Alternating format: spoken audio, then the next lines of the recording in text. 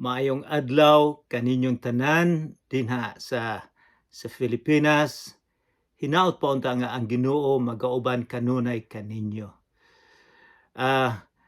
Nagapasalamat usab ako sa tanan nga mitabang aron nga kita maka Bible study. Ang atong tuyo nga dili kita mang-converter og mga tao. Apan ang atong tuyo nga kita musalig sa atong Ginoong Hesukristo o nga kita makahibalo sa iyang pulong nga iyang gihatag kanato. So sa dili pa kita magsugod na kita, akong basahon ang ampo ni San Pablo nga sinulat niya sa simbahan didto sa Efesos. Kini ang iyang pag-ampo. Busa tungod ni ini, nag-ampo ako sa Amahan, nga maoy naghatag sa matuod nga ngalan sa tanang kabanayan sa langit ug sa yuta. Naghangyo ako sa Dios nga tungod sa kadagaya sa iyang himaya, lig-unon niya ang inyong espirituhanong kinabuhi, pinaagi sa iyang espiritu. Magpuyo unta si Kristo sa inyong kasing-kasing, pinaagi sa inyong pagtuo aron mogamot ug malig-on ang inyong gugma. Ug uban sa tanang katawhan sa Dios, makabaton kamog gahom sa pagsabot sa kalapad ug kataas, sa kahabog ug sa kalalom sa gugma ni Kristo. Hinaot pa unta nga masayod kamo sa dili matugkad nga gugma ni Kristo o sa ingon ni ana magkinabuhi ninyo ang kinaiya sa Dios. Daigon ta ang Dios kansang gahom ania kanato og maoy makahatag og labaw pa kaysa atong pangayoon og huna-hunaon. Sumaunay atong pag-ampo karon. Mga kaigsuonan, atong mag-review kadaghanan nato, mag-review kita sa atong sa dili pa kita magsugod. Apan ang atong pag-review karon sumpay ni sa gikan sa kapitulo 18 o sa 19. Sa akong giingnon na ninyo nga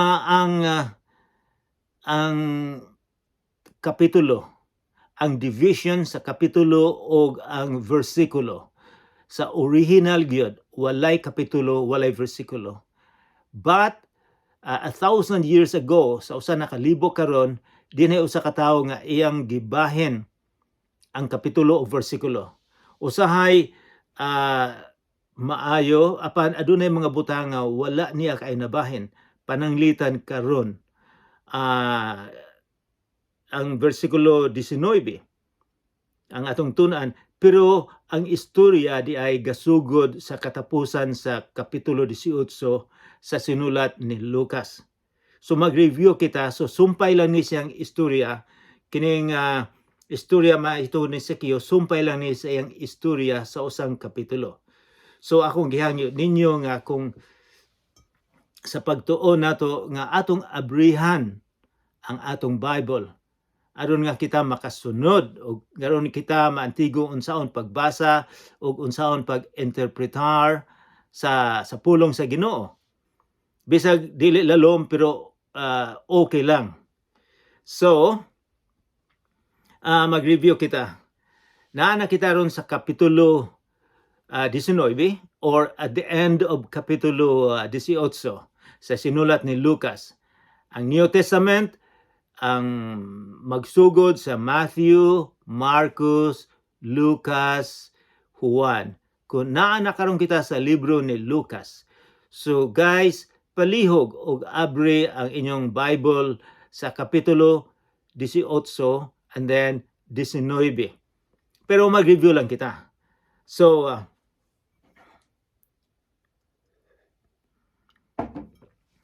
atong i-review nga sa usang semana Gatoon kita mahitungod sa pagsulod ni Jesus sa siyudad sa Jericho. Daghang kayong mga tawo nga misunod kaniya.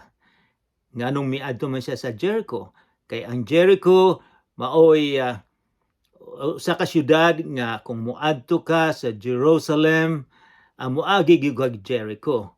Kini sa pag-adto namo sa Israel mga pila na katuig karon, nakita na ako ning siyudad sa Jericho. So si Jesus miadto paingon na sa Jerusalem aron ihatag niya ang iyang kinabuhi. So for the meantime miagi siya sa Jericho. So sang semana atong gilantaw nga usa ka buta nga nakadungog siya, nga daghang mga tao adunay mga commotion. So nangutana siya, unsa may nahitabo karon? Kinsa may miagi? Kay kining buta nga makalilimos, gusto giniya nga mahibaw-an kung kinsa. Dinay miingon si Jesus nga taga Nazareth muagi karon. Nahibalo mo unsa iyang gihimo? Misinggit siya. Jesus nga taga Nazareth, tabangan nimo ko.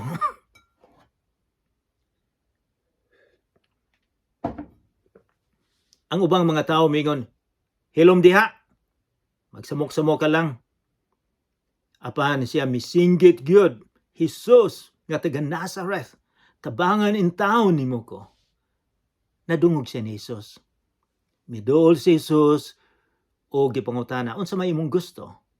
Mingon siya, gusto kong makakita. Mingon si Jesus,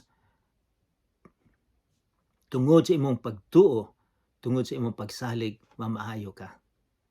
Nakakita ang buta. O pagkahuman misunod siya sa atong Ginoong Hesukristo.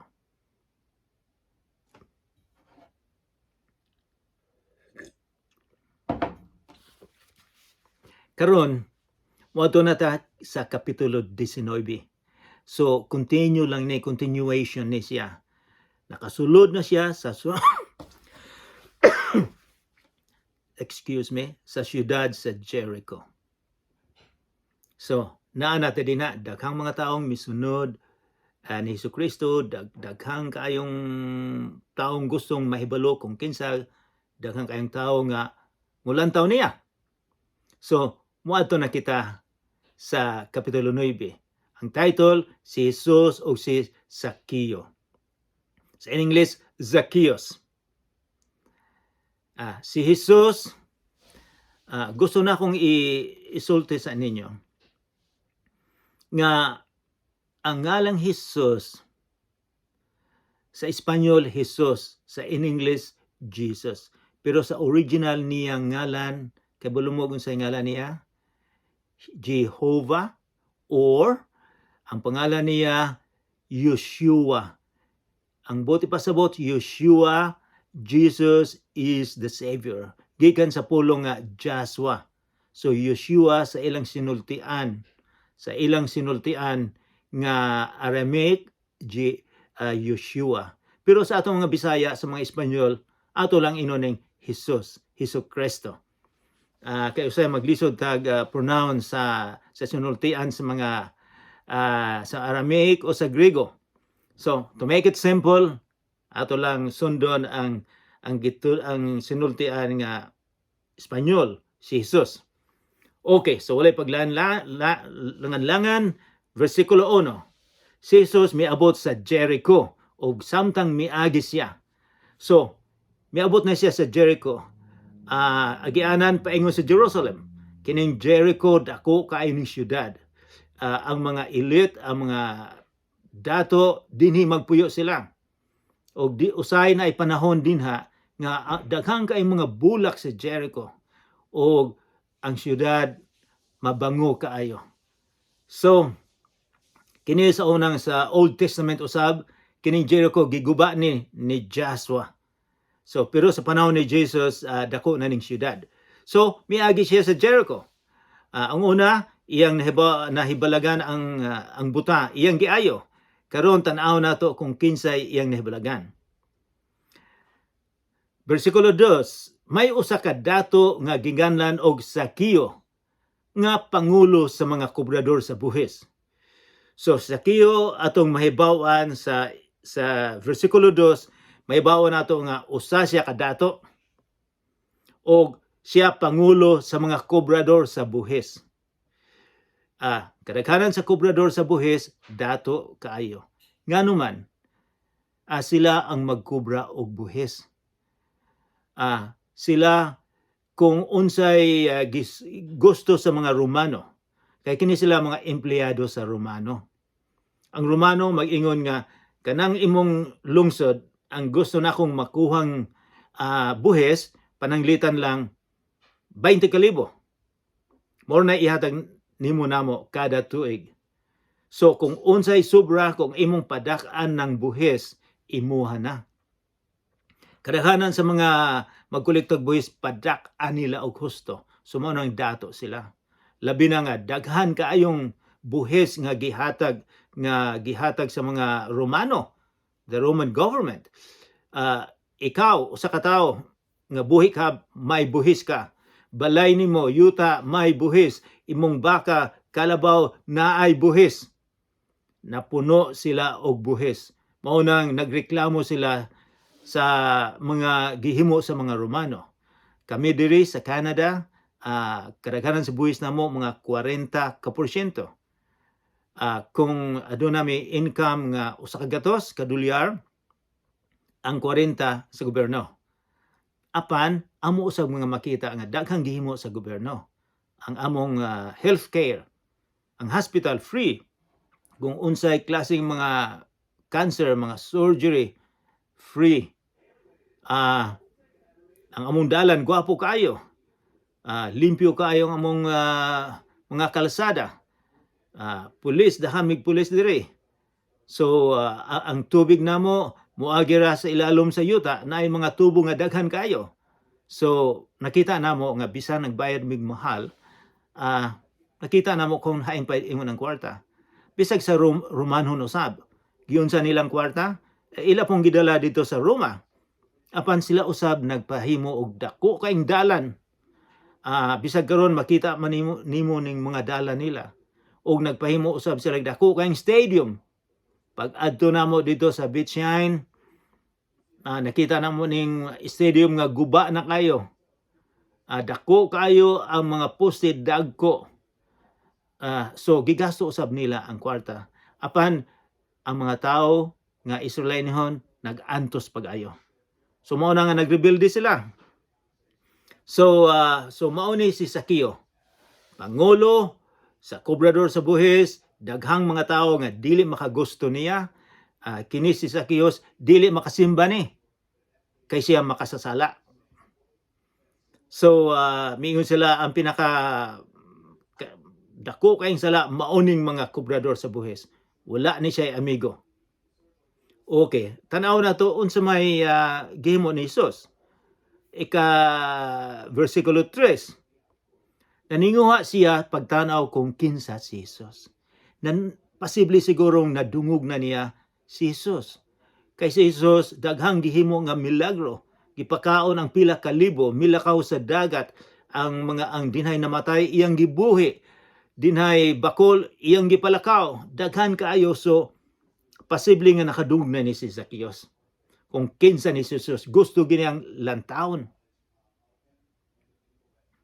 So apan naibot ipasabot nga apan sa versikulo 3, mubo si Sakio, putot kaayo si Sakio. Putot si Sakio. Sa akong nabasahan sa panahon ni Jesus, ang average nga height sa mga tao 5 feet or 5 feet and 6 inches.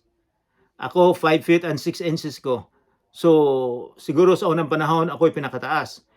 Apan kini sa Zacchaeus putot kaayo ni. Wala siguro ni nakaabot og 5 foot si Zacchaeus. Mubo kaayo ni siya.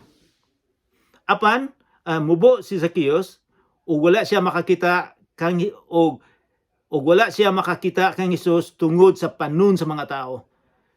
Di siya makakita kay putot kaayo, daghang kaayong mga tao nga gusto mulantaw ni Hesus. unsa may gibuhat ni Zacchaeus? Busa, midalagan siya una sa panon og misaka sa kahoy sikamoro aron makakita siya kang Hesus nga moagi ni adtong dalana. So, nakauna-una dayon siya, unsa may akong himuon ani. Kining mga tawo nga adunay inadequacy, mga tawo nga adunay kay kitang tanan, dili man ta perfecto. Adunay kita usahay mga tawo, ang dalunga nato dako, usay gamay, ang mata nato gamay, usay dako, ang ilong nato dako kayo, usay gamay kayo, ang atong baba gamay, usay dako, ang atong lawas tambok or niwang. So naatay mga problema.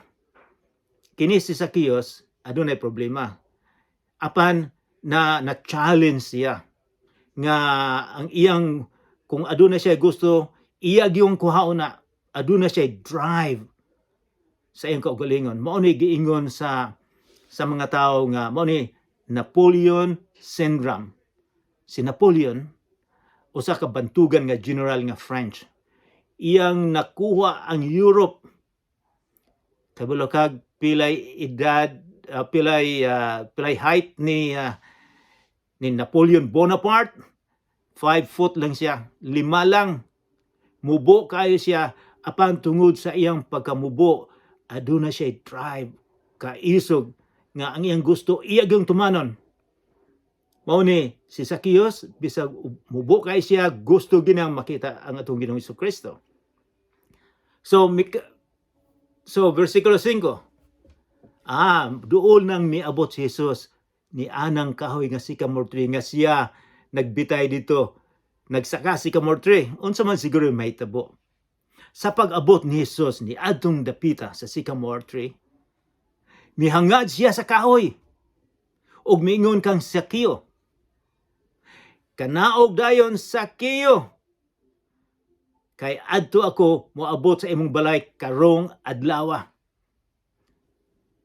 Nalipay kay si Zacchaeus kay si Jesus nahibalo sa iyang ngalan. Dili lang sa iyang ngalan, kundi sa iyang kasing-kasing. Nahibalo si Jesus kung kinsa siya. Unsay gimo ni Jesus, miingon siya, kanaog din ha. Kadaghang kayong misunod kay Jesus, pero iyang gisingle out. Aduna siya plano sa pag-agin niya sa Jericho nga adunay iyang gipangita. Ang iyang gipangita nagsaka di ay sa kahoy. Og usahay kining giingon ni Jesus nga muadto ko sa inyong balay, mukaon ko, ana ko mupuyo karon.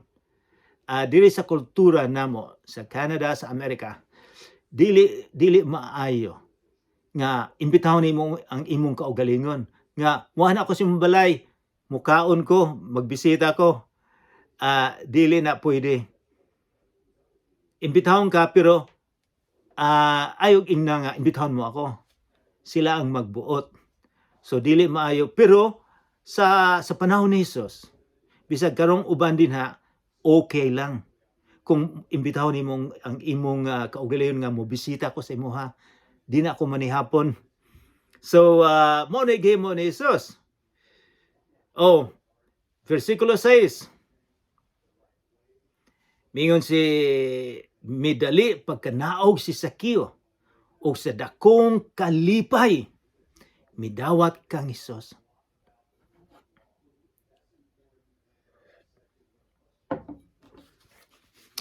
Nganong nalipay man si Zacchaeus? Nganong nalipay man siya? Nalipay siya kay kadaghanan sa iyang kinabuhi. Ang mga tao, gilibak siya, mubo ang paglantaw sa mga tao niya. Ang paglantaw sa mga tao nga siya tay sa kalabaw, nga siya lapok lang, walay respeta sa iha. Kay kolektador man siya sa buhis. Apan karon, ang bantugan nga maestro ang himo sa kalibutan, mingon nga muana ko nimo. Si Jesus walay paglantaw kung kinsalan si Zacchaeus. Wala siya pagpili kung kinsay iyang duolon.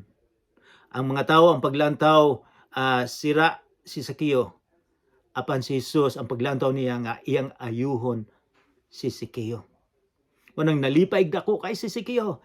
Nga kini si Jesus muadto ug nahibalo pa sa iyang kaugalingon, nahibalo pa sa iyang ngalan. Nalipay siya dako, midawat sa kay Jesus. Versikulo 7, ang tanan nga nakakita niini nagbagolbol. Miingon sila, kining tawhana si Jesus na misita sa balay sa usa ka makasasala. Ang paglantaw nila si Jesus makasasala usab.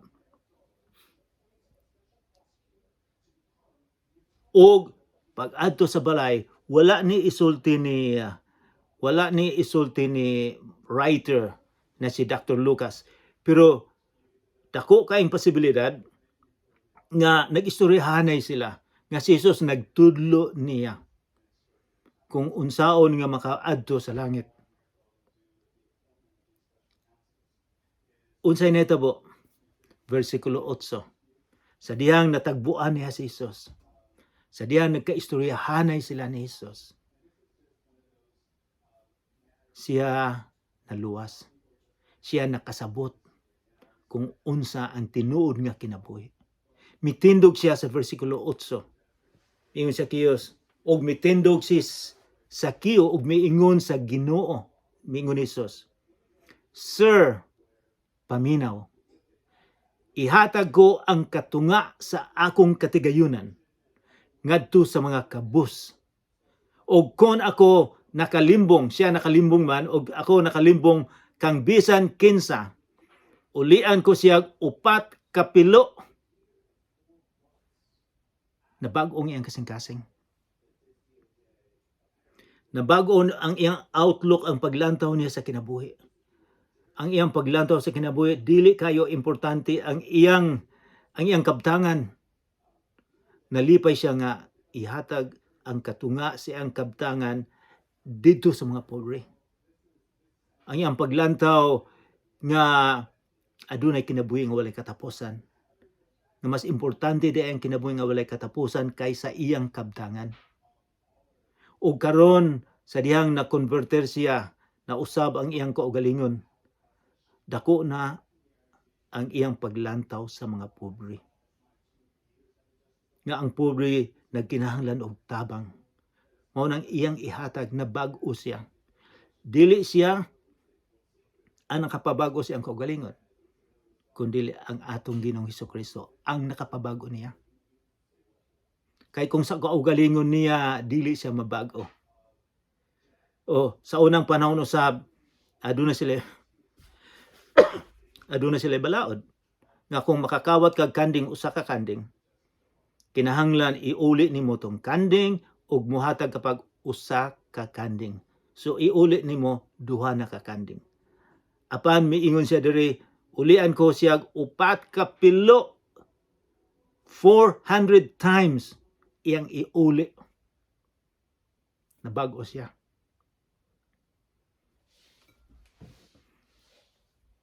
Ikaw gako, makasasala kita. Walay laing magbag-o nato, kundili ang atong Ginoong Hesukristo. Walay lain. Walay relihiyon nga makapabag-o nato. Ang atong Ginoong Hesukristo nga mosulod sa atong kasing-kasing. Kung imo siyang imbitahon nga mosulod, mao na